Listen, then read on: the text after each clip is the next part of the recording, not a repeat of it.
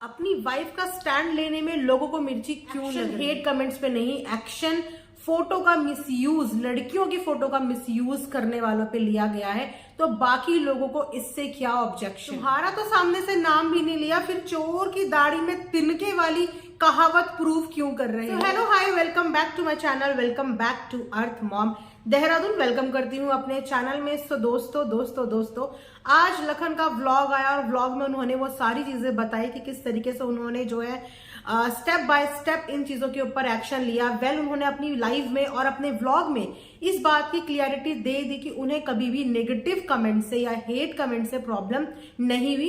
In fact उन्होंने इस चीज को अप्रिशिएट किया है कि ऐसा नहीं होता कि अगर हम कोई वीडियो डाल रहे हैं और उस वीडियो को 100 के 100 लोग पसंद करें, यानी कि 100% लोग हमारे कंटेंट को पसंद करें या हमको पसंद करें। हर इंसान का अपना फेवरेट होता है और हर इंसान का किसी भी वीडियो को, किसी भी कंटेंट को देखने का अपना अलग नजरिया होता है और वो अपने ही नजरिए के हिसाब से आपको कमेंट करते हैं। तो हमें हर तरीके के कमेंट्स के लिए रेडी रहना चाहिए। अगर हम अपने कमेंट में हमेशा मिठास और मिठास ही लेते रहेंगे तो हमें लाइफ में कभी भी इंप्रूव करने का मौका नहीं मिलेगा, क्योंकि कोई भी इंसान यहाँ पे बेस्ट नहीं है। हर इंसान अपनी गलतियों से ही सीखता है और हर इंसान दूसरे को देख के ही सीखता है। तो अगर आप किसी के कमेंट सेक्शन में जाके किसी वीडियो के नीचे कुछ गलत कमेंट भी करते हैं, नेगेटिव कमेंट भी करते हैं, तो कहीं ना कहीं एक क्रिएटर की वो रिस्पॉन्सिबिलिटी भी होती है कि अगर उसे अच्छे कमेंट लेने आते हैं तो उसे बुरे कमेंट भी लेने आने चाहिए और उसे ये चीज एनालाइज करनी चाहिए, ये फाइंडिंग करनी चाहिए कि मुझे गलत क्यों लिखा गया, ऐसी क्या कमी मेरे अंदर थी, ऐसी क्या कमी मेरे कंटेंट के अंदर थी कि सामने वाले ने मुझे इस नजरिए से देखा। तो अगर इस नजरिए से देखा वाले चीज पे काम करने लग जाएंगे ना तो हेट रहेगी नहीं। हाँ, लेकिन जो लोग बिलो द बेल्ट जाके सिर्फ इस मोटिव से आते हैं कि नहीं हमें तो अब्यूज करना है, नहीं हमें तो गंदगी करनी है, उनको कंटेंट से कोई मतलब नहीं होता, वो सिर्फ अपनी पर्सनल हेट्रेड या ये बोलिए अपनी पर्सनल फ्रस्ट्रेशन निकालने आते हैं, तो वो एक अलग टाइप की ऑडियंस होते हैं 5-10% इस तरीके के लोग भी।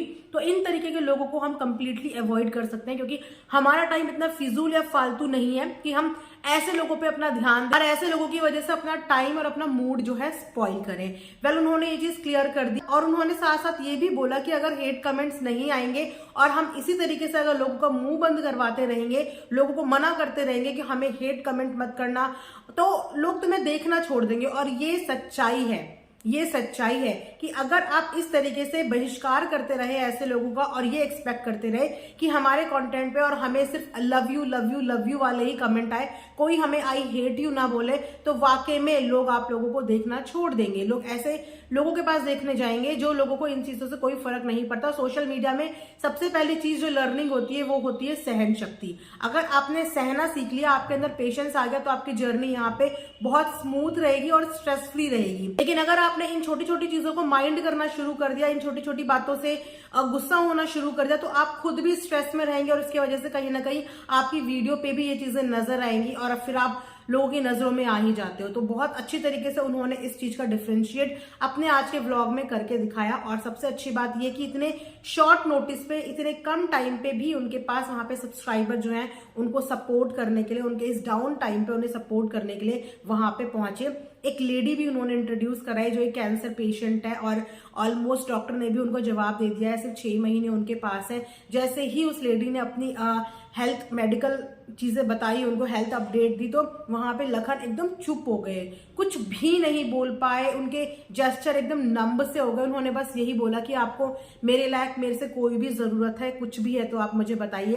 पर उन्होंने यही बोला कि नहीं, आपसे मिलने की बहुत इच्छा थी, मेरी बेटी आपसे मिलना चाहती थी, बस हमारे लिए यही काफी है। तो दोनों ने नंबर्स भी एक्सचेंज करे। तो वहां पे अपनी हम्बलनेस भी दिखाई और ये भी दिखाया कि भैया देखो, यहाँ पे लोगों के दिल भी जीते जाते हैं। अगर कुछ लोग नफरत करने वाले होते हैं तो कुछ लोग इतना ज्यादा प्यार करने वाले भी होते हैं। और प्यार करने वालों के लिए काम करो यार, नफरत करने वालों को कोशिश करो कि वो भी आपसे प्यार करने लग जाए, है ना। लेकिन जो प्यार करते हैं उन्हें देख के हमेशा मोटिवेटेड रहो। तो ये पूरा सिनेरियो व्लॉग में देखने को मिला। उसके बाद अपनी लाइव में भी लखन ने बहुत सारे स्क्रीनशॉट दिखाए, बहुत सारे प्रूफ्स दिखाए, बहुत सारी चीजें बताने की कोशिश की। लेकिन क्योंकि अभी क्लियरली इसीलिए नहीं बताया जा सकता क्योंकि अभी कुछ चीजें चल रही हैं। जब कोई चीजें प्रोसेस में होती हैं तो उस समय पे कुछ चीजें छुपानी भी पड़ती हैं, कुछ चीजें नहीं भी दिखानी पड़ती। बट आइडिया उन्होंने दे दिया कि ऐसा ऐसा हो रहा है पीछे से और अभी भी स्टिल भी कुछ प्लानिंग्स चल रही हैं उनके अगेंस्ट। लेकिन इन सब चीजों से मुझे सिर्फ एक चीज समझ में नहीं आई कि अपनी वाइफ का स्टैंड लेना, गलत के लिए स्टैंड लेना क्या गलत बात है? एक इंसान ने अपनी वाइफ का स्टैंड लिया, एक गलत चीज के लिए स्टैंड लिया, एक ऐसे इन लोगों के लिए स्टैंड लिया जो इस तरीके की पीछे से हरकतें करते हैं, लड़कियों की फोटो का मिसयूज करते हैं, गंदे टाइटल्स लगाते हैं, गंदी आईडीज बनाते हैं, गंदे नाम देते हैं। और ये चीजें होनी जरूरी होती है ताकि आने वाले लोगों के लिए थोड़ा सा आसान हो जाए, कोई ना कोई तो एक्शन ले। अगर हर कोई इसी तरीके से सहन करने लग गया या चुप रह गया कि नहीं यार मुझे ऐसी कंट्रोवर्सी में नहीं पड़ना या मुझे ये सब चीजें नहीं करना, तो इन लोगों को बढ़ावा मिलता है। तो एक ना एक एग्जाम्पल तो देखो ऐसे लोगों के लिए सेट होना चाहिए। तो यहाँ पे लखन अपनी वाइफ का स्टैंड ले रहे हैं, एक गलत चीज का स्टैंड ले रहे हैं जो शायद बहुत सारी लड़कियां भी सफर करती हैं। आज सुयश का भी मैंने एक वीडियो देखा जिसमें वो भी बता रहे थे कि उनके भी नाम के कुछ इस तरीके से फोटो का कुछ इस तरीके से यूज हुआ था, मिसयूज हुआ था इस तरीके से, और उस समय पे वो बहुत ज्यादा स्ट्रेस में चली गई थी, बहुत ज्यादा हालत खराब हो गई थी। तो आप ये सोचिए कि आपको 2 मिनट लगता है किसी के भी नाम का कुछ भी ऐसा क्रिएट करने में, पर ये सोचिए कि उस इंसान के मानसिक संतुलन पे इस चीज का क्या असर पड़ता होगा, वो किन चीजों से डील करता होगा, उसको क्या फील होता होगा, कैसा लगता होगा। इंसान का कॉन्फिडेंस पूरा डाउन हो जाता है, उसका मोरल पूरा डाउन हो जाता है। आपको तो 2 सेकंड लगते हैं चीजें कराने में।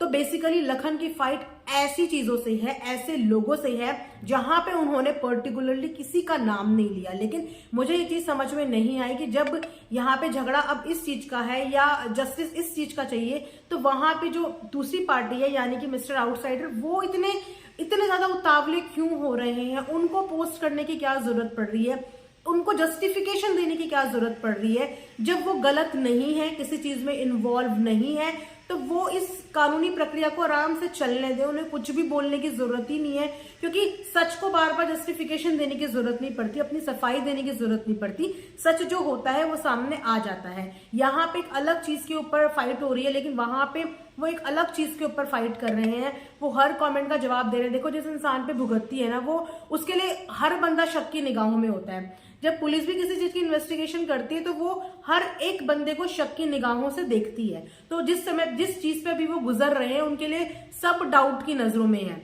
आप उनका मेंटल स्ट्रेस समझो कि उनके वो सब पे डाउट कर रहे हैं। लेकिन जब आप गलत नहीं हो, आपने कुछ नहीं किया है, आप कॉन्फिडेंट हो इस चीज के लिए, कुछ भी इन्वॉल्वमेंट आपका नहीं है, तो आपको थोड़ा सा साइड हो जाना चाहिए, साइलेंट हो जाना चाहिए। तो सच होगा यार वो सामने आ ही जाएगा। लेकिन यहाँ पे अभी एक पोस्ट उन्होंने भी अपने चैनल पे किया है कि अब बहुत हो गया, बहुत बर्दाश्त कर लिया, सम्मान कर लिया, अब सच्चाई सामने आएगी, सारी खुशियां दुख में बदल जाएंगी, बस एक दिन और।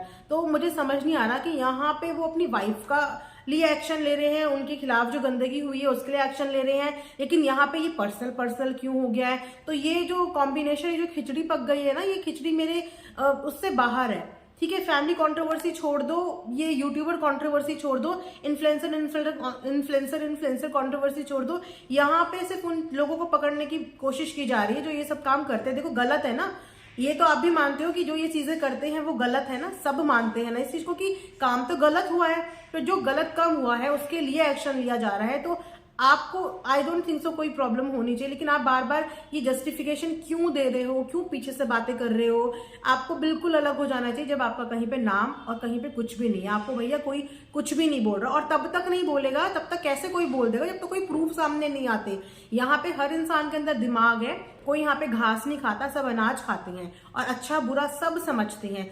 शक के घेरे में सब आते हैं, लेकिन सिर्फ शक होता है। जब तक वो चीज प्रूव नहीं हो जाती तब तक कोई आपके पास नहीं आ रहा। लेकिन आप खुद ही जस्टिफिकेशन दिए जा रहे हो, खुद ही अपने ऊपर लिए जा रहे हो चीजें। आप अपने ऊपर चीजें लेना बंद कर दो। आपके ऊपर बात ही नहीं हो रही है, उनके ऊपर बात हो रही है जिन्होंने ये चीजें करी है। तो डरना उनको चाहिए और उछलना उनको चाहिए। प्रॉब्लम उनको होनी चाहिए कि वो बहुत जल्दी पकड़े जाएंगे जिन्होंने ये चीजें की हैं। तो ये थी एक छोटी सी अपडेट आप सबके लिए और मेरा एक छोटा सा point of view. I hope कि आप लोग इस चीज से अग्री करते होंगे। कमेंट सेक्शन में अपनी राय, अपने सजेशन जरूर देना। मिलेंगे नेक्स्ट वीडियो में। Thanks for watching. Earth mom Dehradun.